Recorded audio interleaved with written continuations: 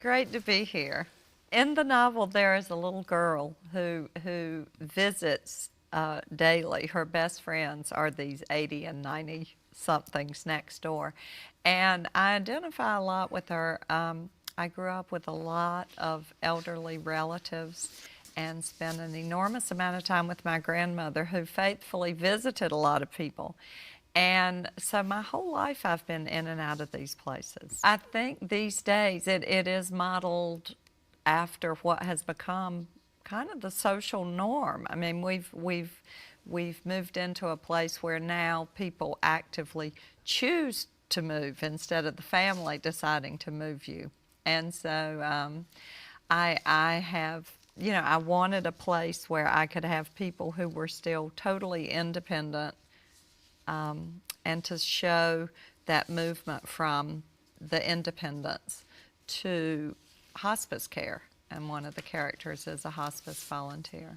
They come from all over. Part of my process is just collecting bits and pieces. I knew I wanted to write a novel about memory, how we essentially are at the end, this composition of all the fragments of our lives and the people we've known, and all the twists and turns that have led us to wherever we are at the end.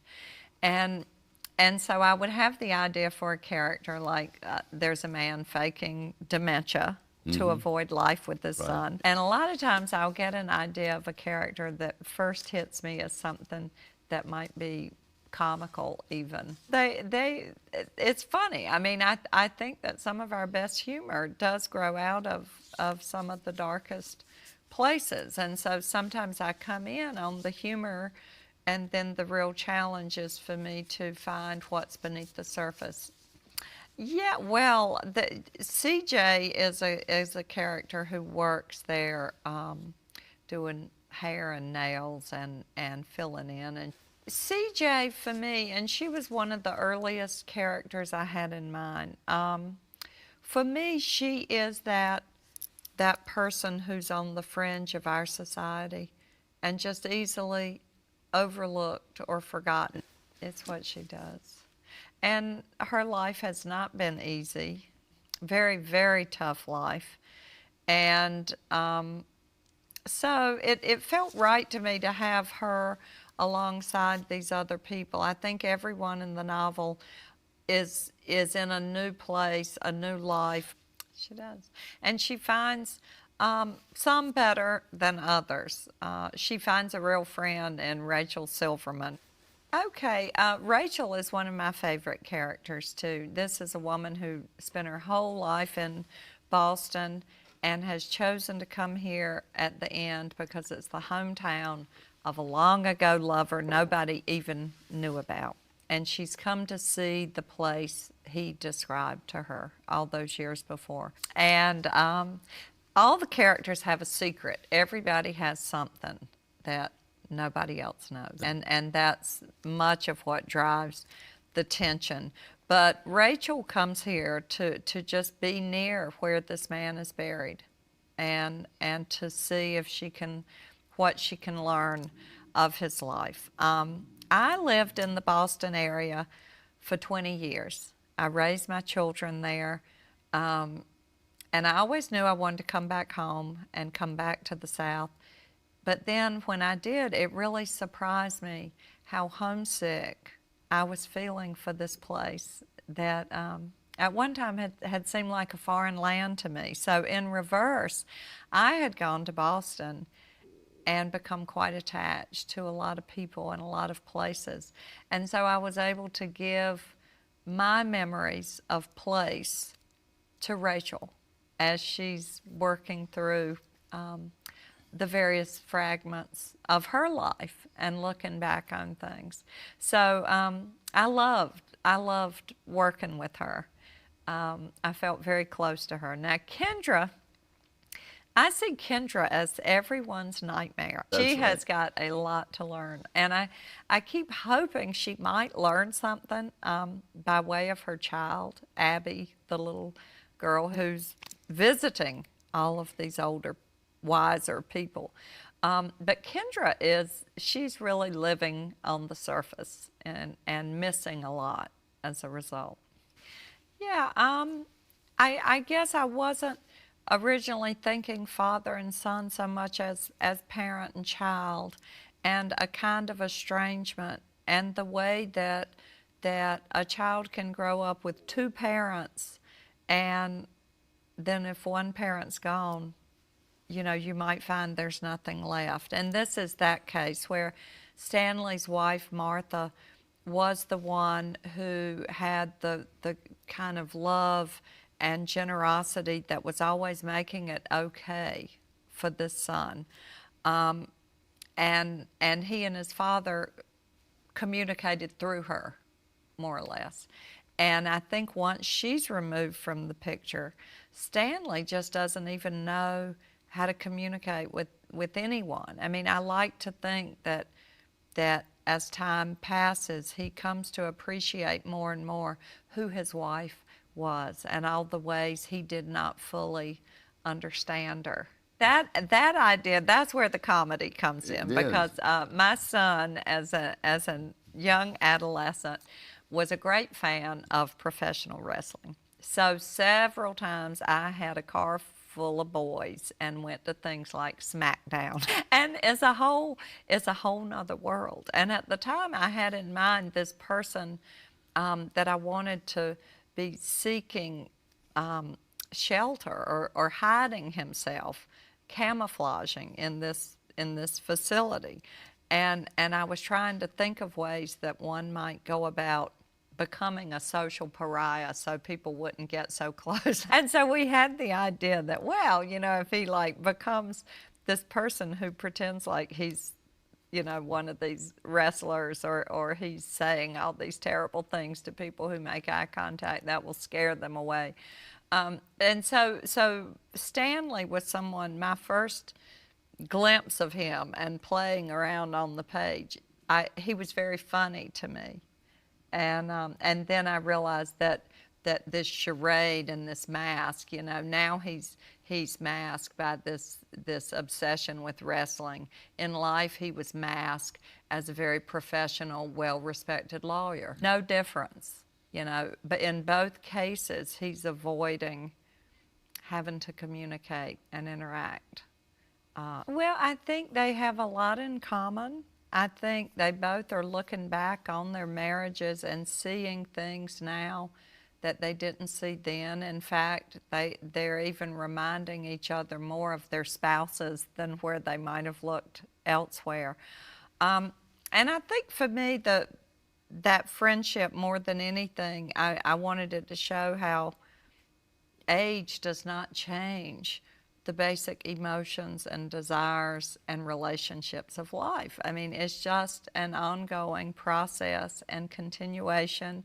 And I think if you ask Stanley or Rachel, neither, they might wish for a younger body to dance longer or whatever they wanted to do. But I don't think either would wish the younger mind or experience. I mean, I think I wanted to show the power of the wisdom, the intellect, all they've learned through their life that enables them to now, in their 80s, to have a relationship that is every bit as fulfilling and meaningful as those that they had in their 40s.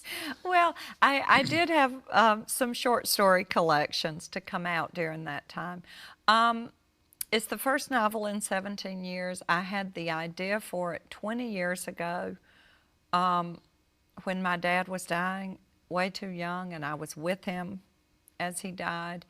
And so I knew I wanted to write this novel about end of life experiences and, what's left of life in those later years. And at the same time, I had kids I was raising.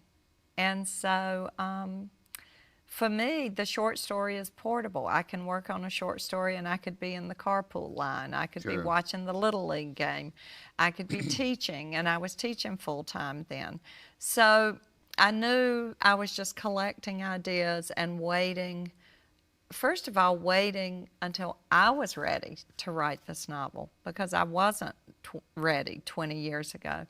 But also the big enough block of time to spread it all out and put it together, because it was like a kaleidoscope, all these fragments of memories and bits and pieces of all these different lives. Oh, very, very often. And it's wonderful to discover, you know, this new realm. I mean, the character for me, Marge, you know, starts off as just the stereotypical kind of judgmental church lady. She's going to give everybody a hard time. But I did find through her relationship with her husband another part of her, you know, that you don't see if you're quick to judge her. Kendra, it was a little bit harder for me to redeem, but one of my favorite characters is Sadie, who has come to the end of her life. She taught third grade all these years, so she really does know everyone. And I do love to explore a microcosm. And so for me, Pine Haven is a microcosm of the greater world. And even within that, Sadie saw her third grade classroom as such. You know, you've always got the child who's struggling a little bit. You've got the one everything's coming easily to over here. And so in her mind, the whole world can be explained by the politics of that third grade classroom.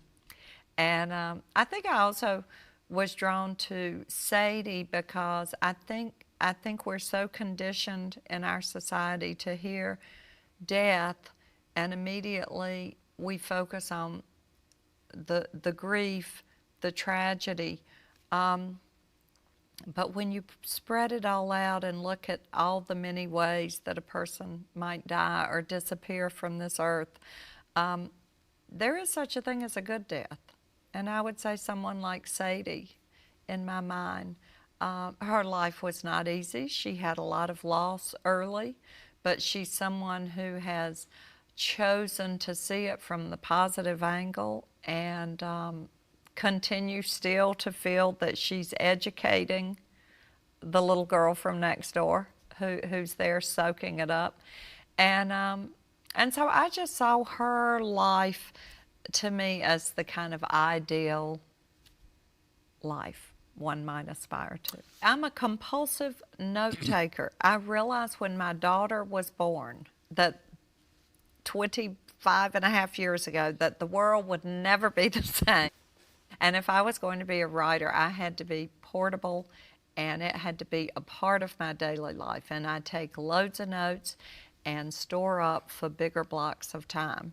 And all along the way, it's perking and processing.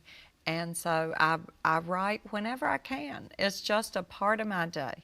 In an ideal world, when you could get up, no job to go to, or, you know, things, the ideal day would be to get up early and work from like 7 to noon or 1, and then take a break and revisit it as the sun's going down. And I do get those days. You know, I always hate to confess this, and I have to knock wood to say, not yet. I mean, part of it, I think, is I've just got so much material stored up that I want to get to, that I've got quite a backlog. And I think it's because of all these years, you know, teaching, raising kids, that I've stored all these ideas. And so I love that I have this backlog. There are times that the work itself is not what I want, but I tell my students it's like digging for water. I mean, you're not just going to go scratch a little bit of dirt. I think I have taught for almost 30 years at a lot of different institutions. And it keeps me sharp. It keeps me reading. It keeps the dialogue of how to structure a story fresh and alive for me. And so I would say that probably the positive has outweighed the negative at this point. I'm finishing some stories that hatched along the way, and I do have a new novel started, and it is not going to take 17 years, but I have to knock on wood. It is set in the South. Same, same turf, same town. And I'm hoping to have some little cameos to let readers know some of the outcome of life after life.